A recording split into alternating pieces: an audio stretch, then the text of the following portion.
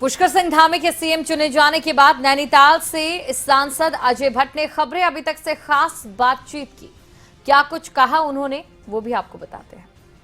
उत्तराखंड में भाजपा ने एक युवा चेहरे पर जिम्मेदारी सौंपी है। खटीमा से विधायक पुष्कर सिंह धामी को नया मुख्यमंत्री बना दिया गया है। सांसद अजय भट्ट जी हमारे साथ हैं। सर, ये बहुत बड़ी जिम्मेदारी है और देखा जाए तो जैसे जैसे राजनीतिक समीकरण बदले अब एक युवा चेहरा मिला उत्तराखंड को 11वें मुख्यमंत्री। बहुत अच्छा निर्णय विधानमंडल दल में माननीय विधायक गणों ने लिया है। पुष्कर धामी एक युवक हैं, यहाँ के युवा मोर्चा के अध्यक्ष रहे हैं, जन जन तक वो पहुंचे हुए हैं। उन्होंने यहाँ के गाढ़ गधेरे देखे हुए हैं, चाहे पर्वतीय क्षेत्र हो चाहे मैदानी क्षेत्र हो, सब जगह समभाव से उन्होंने पहले भ्रमण किए हैं और सारे युवक उनसे जुड़े हैं। युवकों के साथ साथ जो हमारे बड़े लोग हैं, सियाने लोग हैं, जिनको वृद्ध भी कह सकते हैं और उम्र में उनसे बड़े लोग भी हैं, उनका किस तरह से इज्जत की जाती है, किस तरह से सम्मान किया जाता है, उनके प्रति विनम्रता से उनके पैर छूने की बात जब आती थी तो वो पहले से ही छूते थे। तो इस तरह से बहुत सामंजस्य बनाना भी जानते हैं, सहृदय हैं, सबसे बड़ी बात है।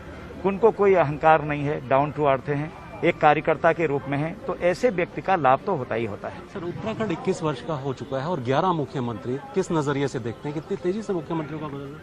नहीं, इसमें कोई ऐसी बात नहीं है। जो आप अगर सीधे ये पूछ रहे हैं कि आपने 3 मुख्यमंत्री इस बीच बनाए हैं, तो ये पार्टी का आंतरिक मामला है। इससे जनता में कहीं कोई परेशानी नहीं होनी चाहिए। जनता की परेशानी को सर्वोच्च रखकर हम उसका सॉल्यूशन निकालते रहते हैं। सर, युवा चेहरा तो है लेकिन जिम्मेदारी भी बहुत है। ये जो ताज है ये तो कांटों भरा ताज है, इसे 8 महीने का वक्त बचा है, विपक्ष के हाथ में बहुत बड़ा मुद्दा है। देखिए, वो हमारे पास देवतुल्य कार्यकर्ता है, आप सब जानते हैं।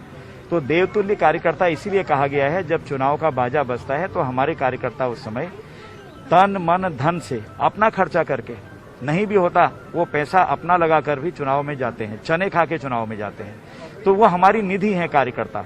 तो इसलिए चुनौती अगर कभी कोई आती, हमारे सामने है नहीं कोई चुनौती। कांग्रेस को तो हम जानते हैं उन्होंने पिछले दिनों में क्या किया, उसका माकूल जवाब हम लोग समय पर देंगे ही। जिस तरह से वो इस समय प्रश्न उठा रहे हैं उसके जवाब दे भी रहे हैं और देंगे भी। लेकिन कार्यकर्ताओं के बल पर हम लोग 2022 के चुनाव को पुनः जितने से हम पहली बार जीते थे उससे ज्यादा से जीत के सेवा करने के लिए आएंगे। और धामी जी हमारे नेता हैं, हमारे मुख्यमंत्री हैं, उनके नेतृत्व में। और हमारे सर्वोच्च नेता आप जानते ही हैं कि नरेंद्र मोदी जी क्रिस्टल क्लियर व्यक्तित्व के धनी हैं और पूरा विश्व आज उनको अपना नेता मानता है। इसलिए कहीं से कहीं कोई चिंता नहीं है।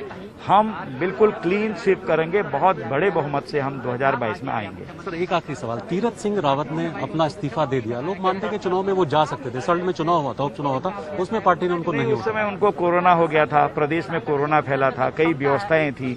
हमारे लिए मानव जीवन को बचाना, उत्तराखंड की जनता को बचाना उस समय पहला लक्ष्य था। थोड़ी बहुत चूक कहीं हो जाती है, अगर उस समय चले जाते तो हम जीत जाते, लेकिन पहले प्राथमिकता चुनाव तो दिमाग में था ही नहीं। उस समय तो मनुष्य कैसे बचे, यहाँ की जनता कैसे बचे, ईश्वर लगे थे हम। शुक्रिया हमसे बात करने के लिए। तो आज 11वें मुख्यमंत्री के रूप में पुष्कर सिंह धामी की ताजपोशी हो गई है, लेकिन अजय भट्ट सांसद दावा कर रहे हैं कि 2022 में किसी तरह की कोई चुनौती नहीं है।